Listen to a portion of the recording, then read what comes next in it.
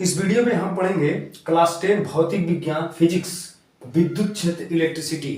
तो हेडिंग लिखेंगे हम विद्युत आवेश।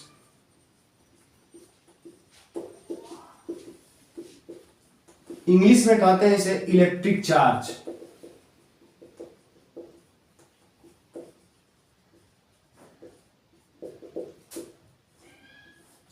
किसी पदार्थ का वह गुण जिसके कारण, या लिखेंगे किसी पदार्थ का वह गुण जिसके कारण उसमें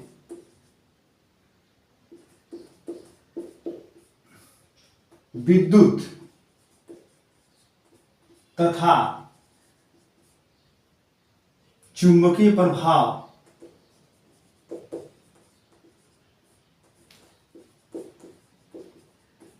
उत्पन्न हो जाते हैं,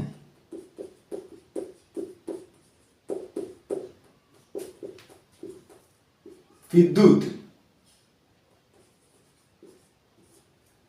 आवेश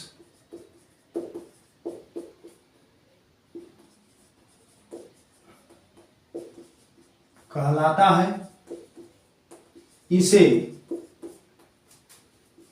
स्मॉल क्यू से प्रदर्शित करते हैं। इसका मात्रक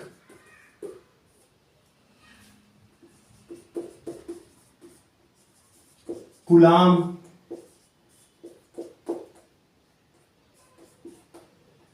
सी है, कैपिटल सी है।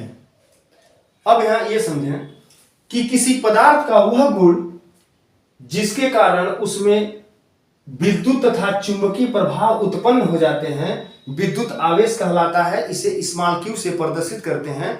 इसका मात्रक कूलाम है, जो एसआई मात्रक में भी गिने जाते हैं, जिसे हम कैपिटल सी से प्रदर्शित करते हैं कूलाम को।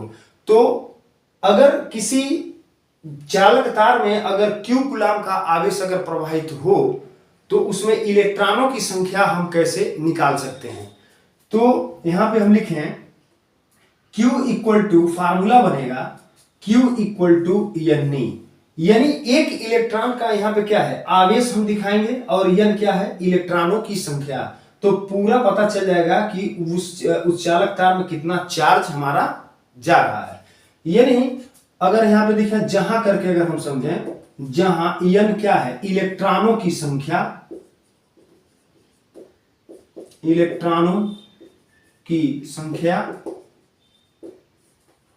E क्या है, एक इलेक्ट्रॉन,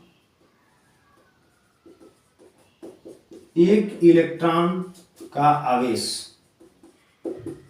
अब एक इलेक्ट्रॉन का आवेश कितना होता है, चूंकि केमिस्ट्री में ये हम लोग पढ़ चुके हैं कि परमाणु के अंदर क्या एक धनावेश उपस्थित होता है, उसके चारों तरफ इलेक्ट्रॉन चक्कर लगाते हैं। तो वो तो केमिस्ट्री है। तो वहां से अगर चार्ज की बात अगर हम करें तो एक इलेक्ट्रॉन का जो आवेश होता है 1.6 गुणे 10 के पावर -19 कूलाम के बराबर होता है।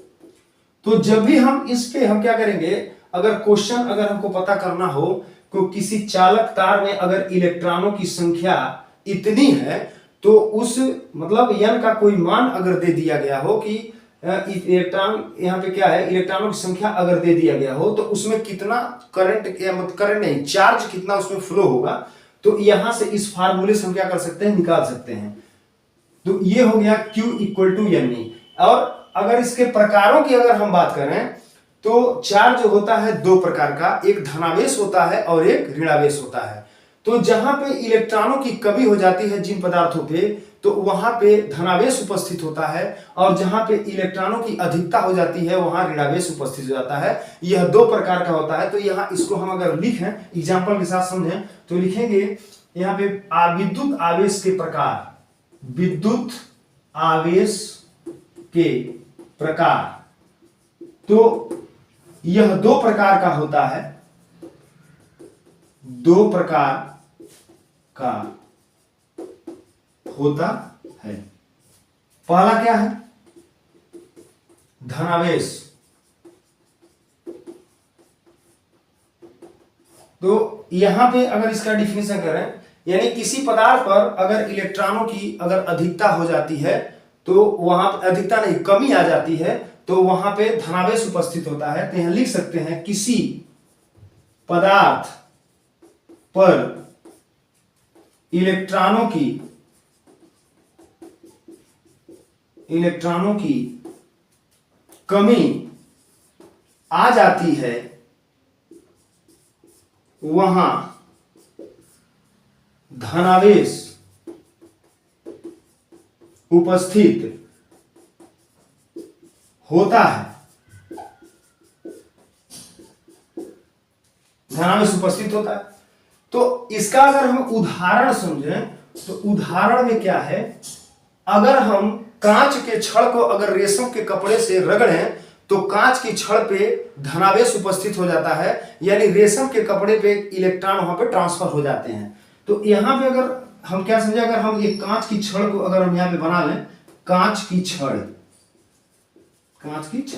और ये क्या हो गया, मैंने एक सिंबल ले लिया, मान लीजिए रेशम का कोई कपड़ा है, रेशम का कपड़ा। तो इसको अगर हम क्या करें, अगर इसको एक साथ इसको अगर हम रब करें तो क्या होगा, यहाँ पे पॉजिटिव चार्ज आ जाएगा, सब पॉजिटिव, और यहाँ पे क्या हो जाएगा, निगेटिव। इस पे सब हम बाहर से करके दिखा दे रहे हैं, जिससे हम निगेटिव चार्ज आ जाएगा इस पे। तो यहाँ पे क्या हो गया कि यहाँ के जो इलेक्ट्रॉन है कांच की छड़ से वो ट्रांसफर कहाँ हो गए, रेशम के कपड़े पे हो गए। तो ये हो गया आपका धनावेश उपस्थित हो गया यहाँ पे, और यहाँ पे देखे तो यहाँ पे ऋणावेश उपस्थित हो गया। तो जहां पे इलेक्ट्रॉनों की कमी है वहां धनावेश है, और जहां पे इलेक्ट्रॉनों की अधिकता है वहां ऋणावेश है। तो यहाँ पे दूसरा अगला कंडीशन लिखे ऋणावेश, तो ऋणावेश।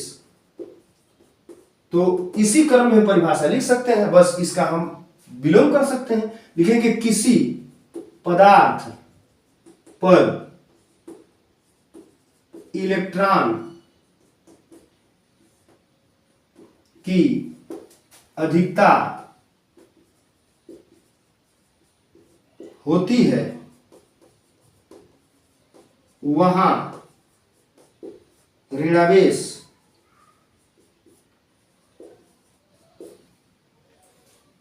उपस्थित होता है।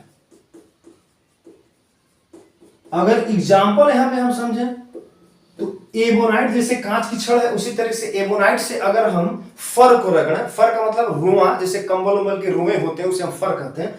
तो यहाँ पे उसी तरीके से बिल्कुल यहाँ पे क्या हो जाएगा, यहाँ अगर हम यहाँ पे क्या कर लेते हैं, फर ले लेते हैं, अगर ऐसे हम रोए दिखा दें इस तरीके से, तो ये हो गया आपका फर, और ये हो गया एबोनाइट की छड़। तो यहां पे इसको रब करेंगे तो यहां पे क्या आ जाएगा, निगेटिव चार्ज। अब यहां पे क्या आ जाएगा, पॉजिटिव चार्ज आ जाएगा, ये सब पॉजिटिव हो जाएंगे। तो इस तरीके से आवेश दो प्रकार के होते हैं, एक धनावेश होता है, एक ऋणावेश होता है। अगर एक शब्द में अगर हम समझ लें तो इसको शॉर्ट में, जहां पे इलेक्ट्रॉनों की कमी वहां धनावेश, जहां इलेक्ट्रॉनों की अधिकता वहां ऋणावेश उपस्थित होता है।